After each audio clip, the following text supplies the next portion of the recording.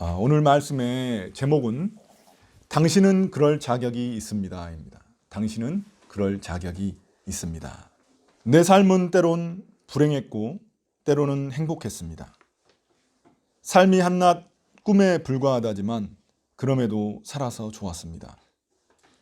새벽에 쨍한 차가운 공기, 꽃이 피기 전에 부는 달큰한 바람, 해질 무렵 우러나오는 노을의 냄새, 어느 한 가지 눈부시지 않은 날들이 없었습니다. 지금 삶이 힘든 당신, 이 세상에 태어난 이상 당신은 이 모든 걸 누릴 자격이 있습니다. 대단하지 않은 하루가 지나고 또 별거 아닌 하루가 온다 해도 인생은 살 가치가 있습니다.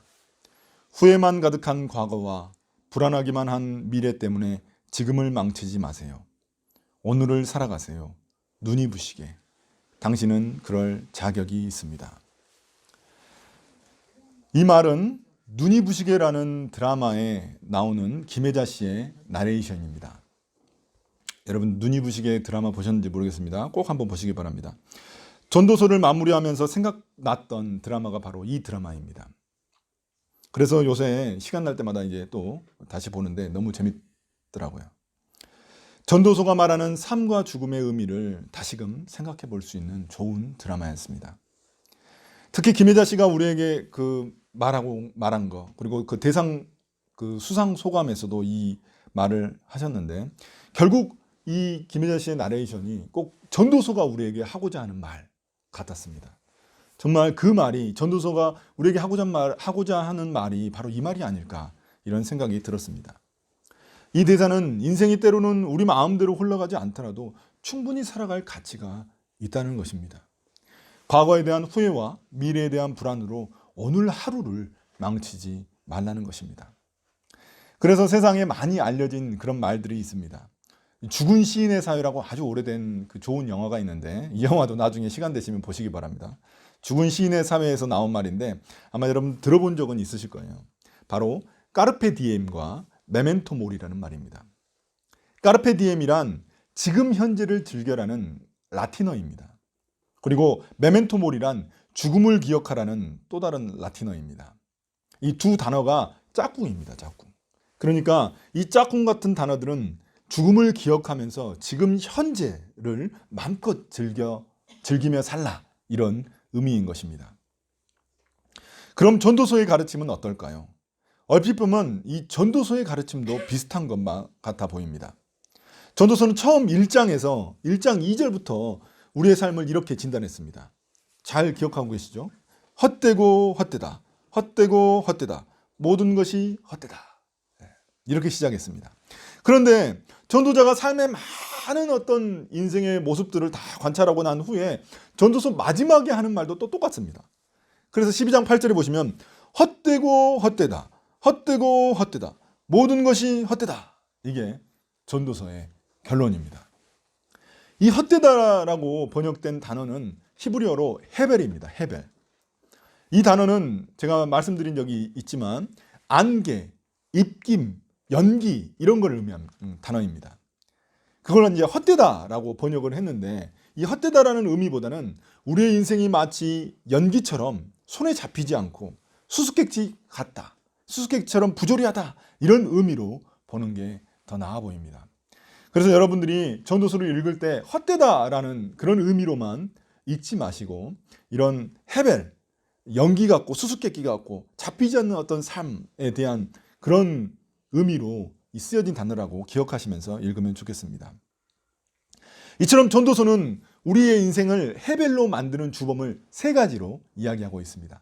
첫 번째 그 주범이 뭐냐면 시간입니다. 흐르는 시간입니다. 시간은 흘러가지만 세상은 변함이 없고 우리의 삶은 겨우 순간이라는 것입니다. 아무리 훌륭한 사람일지라도 오래 기억되지 않고 결국에는 잊혀지게 되어 있습니다. 두 번째는 이 죽음입니다. 죽음은 모든 사람을 공평하게 만들어버립니다. 부자든 가난한 자든 선한 자든 악한 자든 죽음은 가리지 않습니다.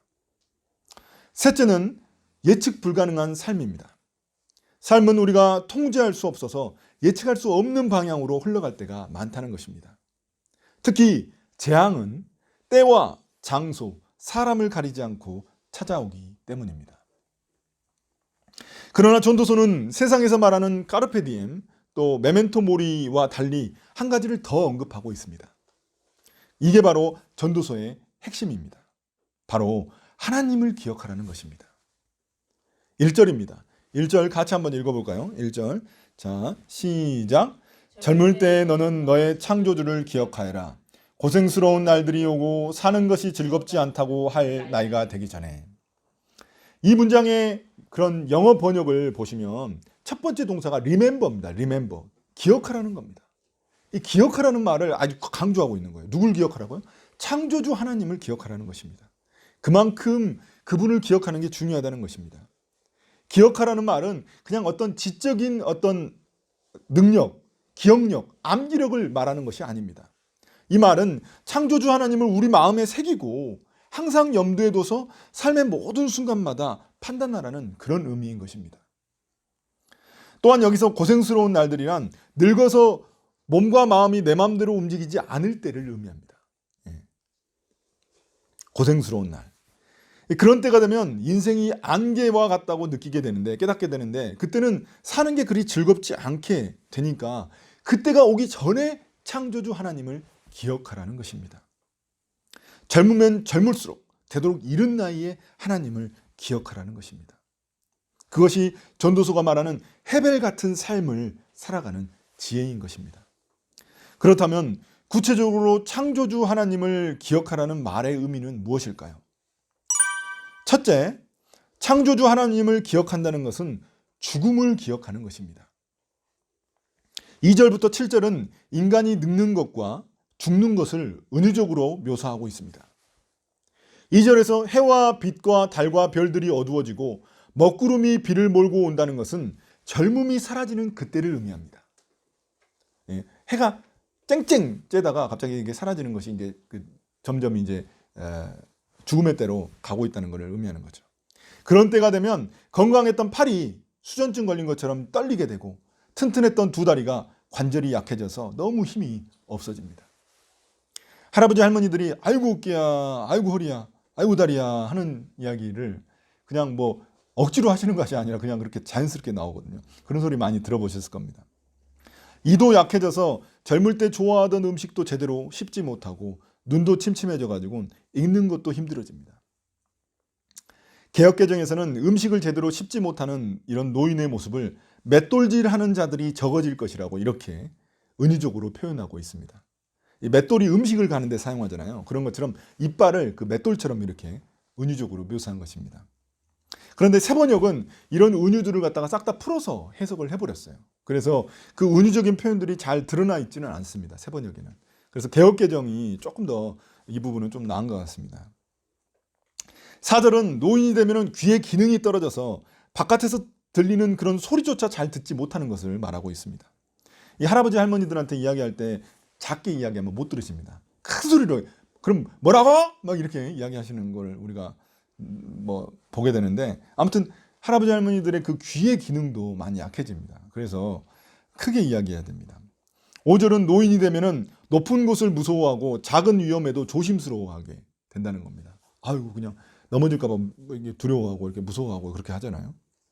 머리도 팥뿌리처럼 거칠어지고 원기도 떨어져서 아무리 좋은 것을 먹어도, 여기서 보약을 먹어도 효력이 없을 거라고 하는데 아무리 좋은 것을 먹어도 그렇게 변변치 않습니다. 이 보통 사람은 40대가 되면은 모든 육체의 기능들이 점점 쇠퇴하기 시작한다고 말합니다. 그래서인지 저도 이 40대 중반인데 눈이 점점 침침해져 가지고 이 카톡 글씨가 너무 작아 가지고 잘 보이지가 않을 때가 있어요. 이 흐릿흐릿하게 보일 때가 있습니다. 이럴 때 늙어가는구나 이런 거를 새삼스레 느끼게 됩니다. 그리고 또 제가 젊었을 때는 매운 것도 정말 잘 먹었는데 요새는 매운 거 조금만 먹어도 그냥 완전히 막 설사나고 막 탈이 나고 막 난리가 납니다. 참 아무튼 그렇습니다. 이런 말을 또 우리 집사님 앞에서 이야기하려고 하니까 약간 민망하지만 아무튼 사실입니다. 이 젊은 여러분들은 배고플 때 돌도 씹어 먹을 수 있다고 이야기하지만 중년 이상은 이제 그랬다가는 이제 응급실에 실려가게 됩니다. 그래서 우리 교회에 이제 20대, 30대 젊은이들, 20대 젊은이들은 이 점심을 선정할 때 이런 꼭 배려를 해주시기 바랍니다. 돌을 씹어먹을 수 없는 나이예요. 이어서 5절 뒷부분부터 7절까지는 죽음에 대한 묘사를 하고 있습니다. 여기서 조객이라는 것은 조문객을 의미하는데 이 조문객들이 오고 가는 모습, 또 은사슬이 끊어지고 금그릇이 부서지고 샘에 물을 뜨는 물동이가 깨지는 것, 이 모두 생명이 사라지는 그런 죽음을 의미하고 있습니다.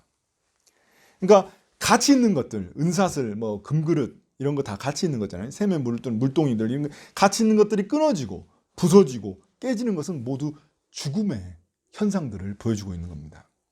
죽으면 육체는 깨어져서 흙으로 돌아가고 우리의 영혼은 하나님께로 돌아가게 됩니다. 자, 그럼 전도서는 왜 이렇게 늙어가는 것과 죽는 것을 자세히 묘사하고 있을까요? 그냥 늙어가고 죽는다 이렇게 이야기하면 되는데 왜 이렇게 자세히 이야기하고 있는 것일까요? 왜냐하면 우리는 죽음에 대해서 쉽게 망각하며 살아가는 존재이기 때문입니다. 그래서 우리나라의 초대 문화부 장관 하시고 최근에 돌아가신 이어령 박사는 우리가 감쪽같이 덮어놓는 것이 있는데 그게 바로 죽음이라고 말했습니다.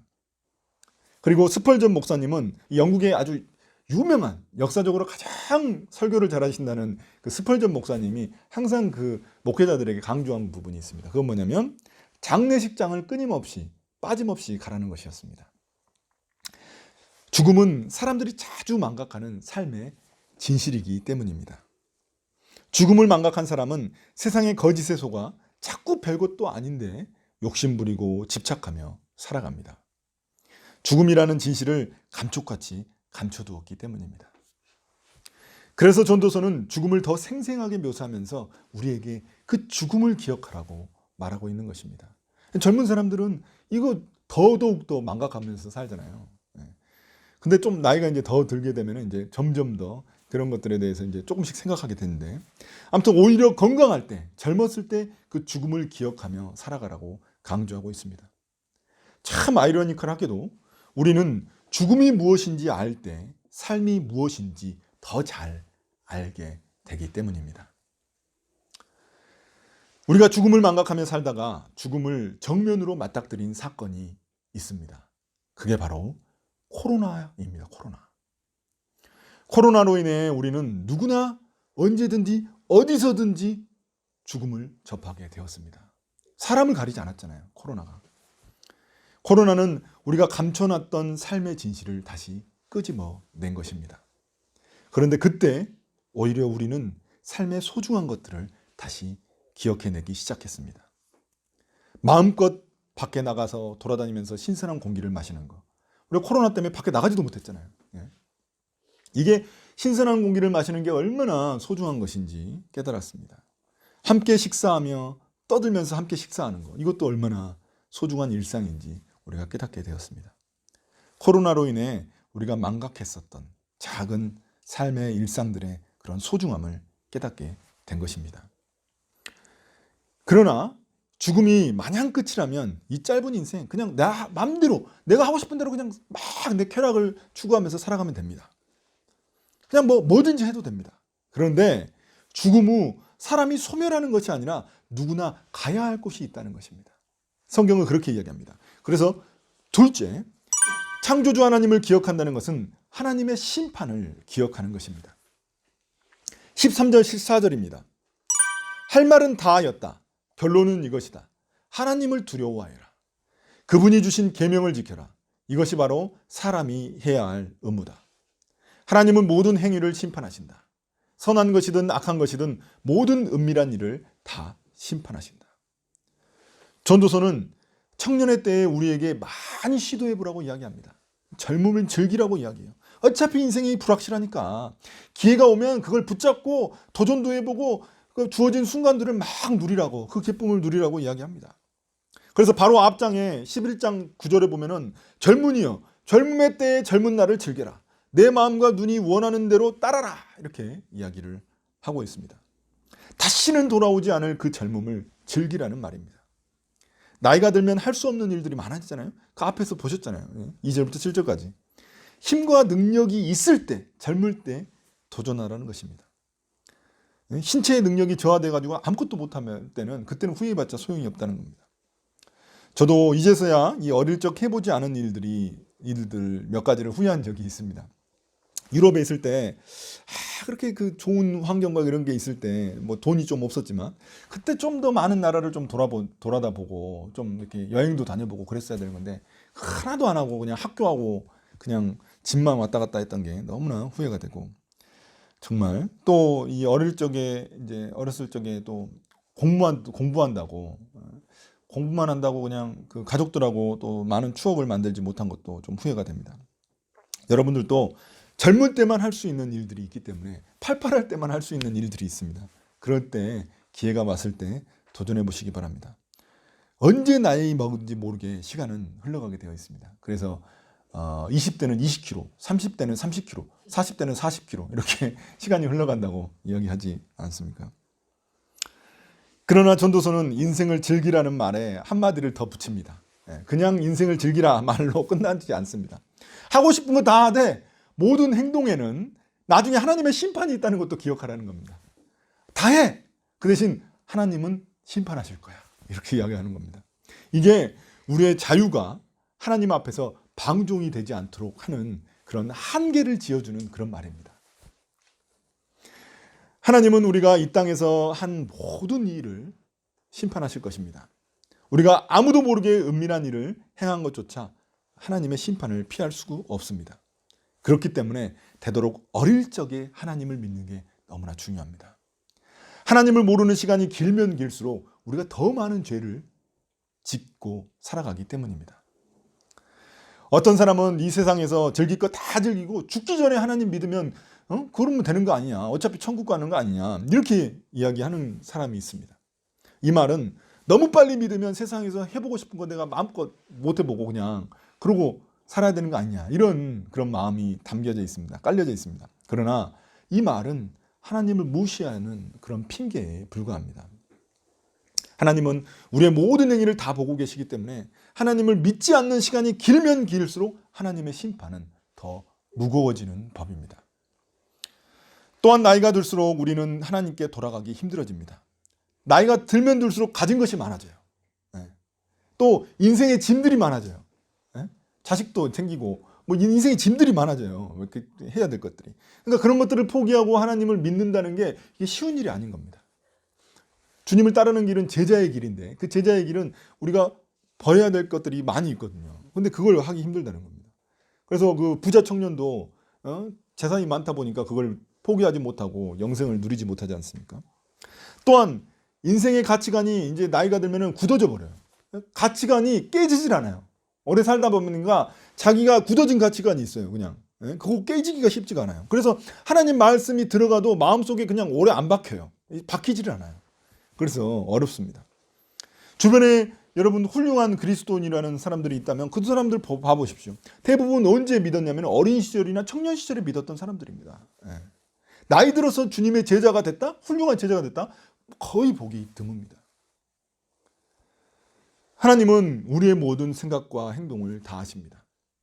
인생이 아무리 부조리하고 예측하기 힘들지라도 하나님은 우리의 삶의 결과를 보시지 않습니다. 인생이 통제 불가능하기 때문에 이 땅에서는 때로 악인이 성공할 수도 있고 또 선한 사람이 실패할 수도 있습니다. 안 믿는 사람들이 더 잘 될 수도 있고 또 믿는 사람이 또 잘 안 될 수도 있습니다. 그러나 하나님은 우리 인생의 성공 여부로 우리를 심판하지 않으신다는 것입니다. 삶에 대한 우리의 태도에 따라서 하나님의 심판은 좌우됩니다. 그래서 우리는 인생을 즐기되 우리에게 주어진 삶의 모든 기회들을 마음껏 우리가 힘이 있을 때 즐기되, 그러나 하나님을 두려워하고 그분의 말씀을 지키면서 살아가야 합니다. 마지막으로 창조주 하나님을 기억한다는 것은 하나님의 말씀을 기억하는 것입니다. 11절입니다. 11절 한번 같이 읽어볼까요? 또. 자, 시작. 지혜로운 사람의 말은 찌르는 채찍 같고 수집된 잠언은 잘 박힌 목과 같다. 이 모든 것은 모두 한 목자가 준 것이다. 여기서 지혜로운 사람의 말이란 결국 지혜의 진수, 지혜의 근본인 하나님의 말씀을 의미합니다. 먼저 하나님의 말씀은 마치 우리에게 채찍과 같아서 우리의 삶의 방향을 잡아줍니다. 채찍으로 이렇게 때려가지고 올바른 방향으로 갈 수 있도록 해준다는 겁니다. 하나님의 말씀이. 인생을 즐기며 살되 방향만큼은 분명히 정하고 살아가라는 겁니다. 방향만큼은 똑바로 가라는 겁니다. 하나님의 심판을 기억하는 것이 우리에게 삶의 가이드라인을 쳐주는 것이라면 하나님의 말씀을 기억하는 것은 삶의 방향을 잡아주는 이종표 역할을 하는 것입니다. 11절에서 말하는 목자란 하나님을 의미합니다. 우리는 양이고 하나님은 우리를 기르시는 목자이십니다. 양들이 잘못된 길로 갈 때 그들을 때려서 올바른 길로 가게 하는 것이 목자의 막대기입니다. 여기서는 채찍이라고 나왔지만 원래는 막대기입니다. 막대기. 하나님의 말씀이 우리를 옳은 길로 인도하는 그런 막대기, 채찍인 것입니다. 그래서 이 막대기와 채찍은 좀 아프죠. 양들 때리면 양들도 아플 거 아니에요. 아프니까 이렇게 방향을 틀을 거 아니에요. 안 아프면 방향 틀겠어요? 쭉까지. 그러니까 이 하나님의 말씀은 우리 삶에 약간의 고통이 따릅니다. 분명히 이 채찍과 같아서, 막대기와 같아서. 그렇지만 그만큼 우리 삶에 유익하다는 것입니다. 우리를 옳은 방향으로 인도하신다는 것입니다. 둘째로 하나님의 말씀은 잘 박힌 목과 같습니다. 하나님의 말씀은 우리 마음에 깊이 박힌 목과 같아가지고 마음에 새겨질 수 있습니다. 우리가 묵상하는 이유도 바로 여기에 있습니다. 묵상은 하나님의 말씀을 우리 마음에 새겨가지고 매일마다 하나님의 인도를 받게 하는 것입니다. 그 하나님의 말씀이 그 못 박힌 잘 박힌 못과 같다는 겁니다. 우리 그 마음에 이렇게 이야기하고 있습니다. 자, 그러나 넘쳐나는 이 세상의 지식과 지혜는 결코 우리를 옳은 길로 인도하지 못합니다. 그런 기술들, 지식들은 삶을 살아가는 기술, 처세술을 가르쳐 줄 뿐입니다. 서점에 가면 얼마나 많은 처세술 책들이 있습니까? 그래서 전도서는 12절에서 우리에게 이렇게 지적하고 있습니다. 한마디만 더 하마. 이 전도 이렇게 이 저자가 이렇게 이야기해요. 한마디만 더 하마. 나의 아이들아, 조심하여라. 책은 아무리 읽어도 끝이 없고 공부만 하는 것은 몸을 피곤하게 한다. 얼마나 진리인지 모르겠습니다. 인간의 지식과 지혜의 한계를 말하고 있는 것입니다. 세상 지식과 지혜는 우리 삶을 유익하게 해줍니다. 세상 지식과 지혜, 여러분 처세술 많이 배우면 삶이 편리해집니다. 편안해집니다. 그렇지만 너무 많이 배우려고 하다가는 오히려 몸이 더 피곤해진다는 겁니다. 우리 삶이 피곤해진다는 것입니다. 요즘에 우리 주위에 얼마나 이 석박사들이 많습니까? 얼마나 똑똑한 사람들이 많습니까? 그러나 요새는 이 대형 교회에서 이 담임 목사 청빙할 때에도 박사 이상만 봅니다. 박사 이상. 왜냐하면 성도들이 다 박사들이 많아가지고 박사 이상만 뽑아요. 박사가 아니면 명함도 못 믿는다는 그런 말이 있습니다. 인터넷만 봐도 얼마나 각종 정보들이 넘쳐나고 있습니까? 뭐 청소 기술부터 시작해요. 제가 항상 구독하고 있는 청소 기술이 있습니다. 이게 아주 좋은 분인데 청소 기술부터 시작해가지고 연애 기술, 또 뭐 철학, 역사, 문학, 뭐 망라해서 너무나 많은 지식들이 진짜 이 인터넷에 넘쳐나고 있습니다. 그러니까 이 젊은 친구들은 요새는 네이버에다도 쳐보지 않습니다. 어디 보냐면 이 블로그나 아니면 유튜브를 쳐봅니다. 그럼 다 나와요. 인스타그램 쳐보면 다 나와요. 네. 그러나 이런 것들이 우리의 삶을 편리하게는 해주지만, 우리에게 일부 유익을 주지만, 이런 것들이 결코 우리를 옳은 길, 생명의 길로 인도해 주지는 못합니다. 이제 오늘 말씀을 마무리하겠습니다. 사랑하는 성도 여러분, 전도서를 마무리하면서 여러분이 이 전도서를 읽으면서 드는 생각은 무엇입니까? 어떤 생각이 드십니까? 저는 하나님의 일반 은총을 많이 생각해 보게 되었습니다. 하나님의 일반 은총이라는 것은 우리 삶에 뭐 믿는 사람이든 안 믿는 사람이든 우리에게 다 주신, 우리 사람이라면 누군가 모두에게 주신 그런 은총들을 일반 은총이라고 이야기합니다. 그게 뭘까요? 좋은 책들, 그리고 좋은 영화들, 그리고 좋은 그림, 좋은 연극들, 그리고 좋은 음악들, 그리고 아름다운 자연들입니다. 그런데 참 희한하게도 신앙이 좋으면 좋을수록 이런 것들을 누리지 못하고 대부분의 시간을 말씀과 기도에 집중하는 것 같아 안타까운 마음이 들 때가 있습니다. 물론 하나님의 이런 일반 은총만 누리면 안 되죠. 그런 것들만 누려서는 안 되죠. 특별 은총은 다 소홀히 하고 말씀과 기도, 이런 교제 이런 것들은 다 소홀히 하고 그런 것들만 누리면 안 되지만, 제가 말씀드리는 것은 하나님의 일반 은총도 우리가 누릴 줄 알아야 된다는 겁니다. 왜냐하면 그것도 하나님의 선물이기 때문입니다. 제가 이 며칠 전 핸델의 메시아를 듣는데, 자주 들었잖아요. 핸델의 메시아를 지금 몇 번째 듣는지 모르겠는데 많이 들었는데 저번 거하고는 조금 다른 거예요. 다른 느낌이었던 거예요. 그 아내가 노래를 잘해서가 아니라 그런 거 아니라 예전에는 음악을 잘 몰라가지고 가사에만 집중했어요. 아, 가사만 들렸어요. 아, 이 가사가 좋구나. 예, 참 핸델이 그 말씀을 잘 이렇게 했구나 이렇게 생각했는데 이번에는 음악이 들리더라고요. 음률이 들렸습니다. 음률이 너무 선율이 그 아름다웠고 제 마음에 이 평안을 주는 것을 경험을 했습니다. 아, 그래서 이 핸델의 메시아를 이 제3대 오라토리오에 넣는 이유를 알 것만 같았습니다. 전도서는 우리에게 지금 이 순간 내게 주어진 오늘 하루를 즐기라고 말하고 있습니다. 전도서는 그래서 오늘이라는 이 단어가 되게 중요합니다. 오늘 이 순간, 이게 중요합니다. 지금 이 순간, 이게 중요합니다. 세상에서 말하는 것처럼 현재를 즐기라는 그런 까르페 디엠, 또 죽음을 기억하라는 메멘토 모리가 전도서에도 분명히 들어있습니다. 전도서는 그걸 이야기를 하고 있습니다. 그러나 전도서에는 한 가지 정말 중요한 것이 더 들어있습니다. 그게 뭐냐면 바로 창조주 하나님을 기억하라는 것입니다. 이 창조주 하나님이란 창조주잖아요. 이 주님이란 뜻이거든요. 그러니까 크리에이터와 로드, 그러니까 창조자이자 주님, 이게 합친 말이 바로 창조주입니다. 우리를 구원하신 주님이시고 우리를 만드신 주님이시라는 걸 이게 겹쳐놓은 말이에요. 그것을 그 주님을 우리 삶에서 기억하라는 것입니다. 저는 다시 한 번 더 이 김혜자 씨의 이 나레이션으로 설교를 마무리하겠습니다. 사랑하는 형제자매 여러분, 하나님이 선물로 주신 오늘을 살아가십시오. 눈이 부시게 우리는 그럴 충분한 자격이 있습니다. 아멘.